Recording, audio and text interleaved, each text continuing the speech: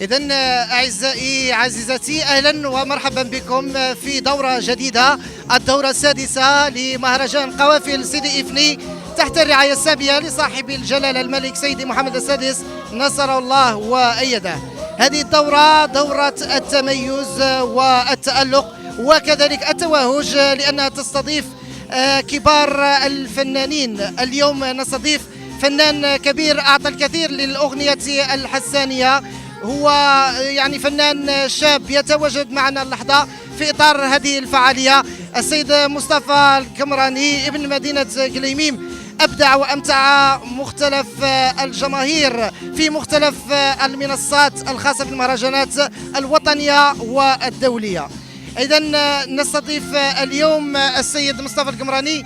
أنت تحضر اليوم هذه الدورة، والأكيد أنك ستبدع وستمتع الجماهير البعمرانية بهذا الفضاء الفني بامتياز. يعني كلمة عن هذا الحضور المشرف للأغنية الحسانية.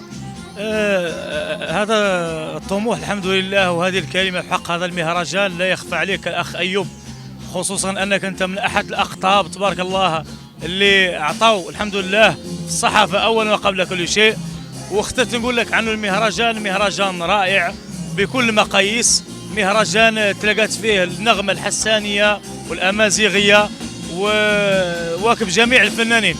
إذا من هذا المنبر وتحية لكم الأخ أيوب، احنا جينا هون لإفني على أساس أننا نعطوا صورة زينة ونمثلوا الإقليم اللي هو إقليم قليميم في جميع المحافل، ما هو قاع اللي في إفني في جميع المناطق الحمد لله، سائلين الله أن نكونوا عند حسن ظن المستمعين الكرام والجمهور المتعطش. كتريم تهني هي في الدنيا غاية، وأنا هذا متمني يكون تسمى معايا نرقص ونبات ونغني. نشكف أولاد الجنوب مقيفاني وفني، وفي المغرب المحبوب واللي كامل يسمعني، وأهل السمارة كاملة اللي مشكور، وفي الطنطان اللي يعجبني.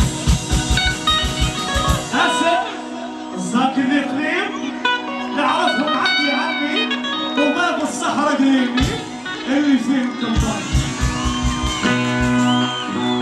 ثانوية مزينة هي في الدنيا غاية،